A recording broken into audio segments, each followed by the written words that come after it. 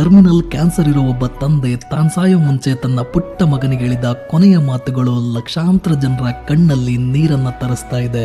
ಹೌದು, ಕ್ಯಾನ್ಸರ್ ನಿಂದ ಬಳಲ್ತಾ ಇರೋ ತಂದೆ ಸಚಿನ್ಗೆ ತಾನ್ ಸಾಯ್ತೀನಿ ಅನ್ನೋ ನೋವಿಗಿಂತ ನಾನಿಲ್ದೆ ನನ್ನ ಹೆಂಡತಿ ಮಕ್ಕಳು ಹೇಗ್ ಬದುಕ್ತಾರೆ ಅನ್ನೋ ನೋವು ಜಾಸ್ತಿ ಆಗಿತ್ತು ಅಂತ ಅನ್ಸುತ್ತೆ.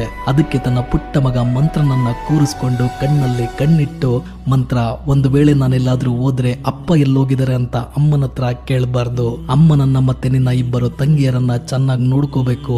ನೀನ್ ಯಾವ್ದಕ್ಕೂ ಭಯ ಪಡಬೇಡ. ನೀನ್ ಯಾವಾಗ ನನ್ನ ನೆನೆಸ್ಕೊಂಡ್ರು ನಾನ್ ನಿನ್ನ ಪಕ್ಕದಲ್ಲೇ ಇರ್ತೀನಿ ಅಂತ ಮಗನಿಗೆ ಧೈರ್ಯ ತುಂಬಿ ಇಡೀ ಕುಟುಂಬದ ಜವಾಬ್ದಾರಿ, ತಾಯಿ ತಂಗಿಯರ ಕಣ್ಣೀರನ್ನ ಒರೆಸುವ ಕರ್ತವ್ಯವನ್ನ ತನ್ನ ಮಗನಿಗೆ ಒಪ್ಪಿಸಿದರೆ, ಮಾತುಗಳಲ್ಲಿ ಜೀವನದ ಪಾಠವನ್ನ ಹೇಳ್ಕೊಟ್ಟು ಕಣ್ಣೀರ್ನಲ್ಲೂ ಧೈರ್ಯದ ದಾರಿಯನ್ನ ತೋರಿಸ್ಕೊಟ್ಟು ಮಗನ ಹೃದಯದಲ್ಲಿ ಶಾಶ್ವತ ಪ್ರೀತಿಯನ್ನ ಬಿಟ್ಟೋಗ್ತಾ ಇದ್ದಾರೆ.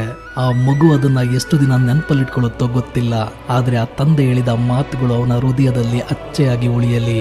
ಜವಾಬ್ದಾರಿ ಹೊತ್ತ ಪುಟ್ಟ ಕೈಗಳು ಎಂದೆಂದಿಗೂ ಸೋಲದಿರಲಿ. ತಾಯಿ ತಂಗಿಯರ ಕನಸುಗಳು ಅವನಿಂದ ನನ್ಸಾಗ್ಲಿ. ಅಪ್ಪನ ಆಶೀರ್ವಾದದಿಂದ ಇಡೀ ಕುಟುಂಬ ಸದಾ ಸುಖವಾಗಿರ್ಲಿ ಅಂತ ಕೇಳ್ಕೊಂತೀನಿ. ಇದ್ರ ಬಗ್ಗೆ ನಿಮ್ಗೇನನ್ನಿಸ್ತು? ಹಾಗೆ ನಿಮ್ಗೂ ಮತ್ತು ನಿಮ್ಮ ತಂದೆ ನಡುವೆ ಇರೋ ಪ್ರೀತಿಯನ್ನ ಸಾಧ್ಯವಾದ್ರೆ ಕಮೆಂಟ್ ಸೆಕ್ಷನ್ ಅಲ್ಲಿ ತಿಳಿಸಿ. ಮತ್ತೆ ನೆಕ್ಸ್ಟ್ ವಿಡಿಯೋದಲ್ಲಿ ಸಿಗ್ತೀನಿ. Signing off, Chandru.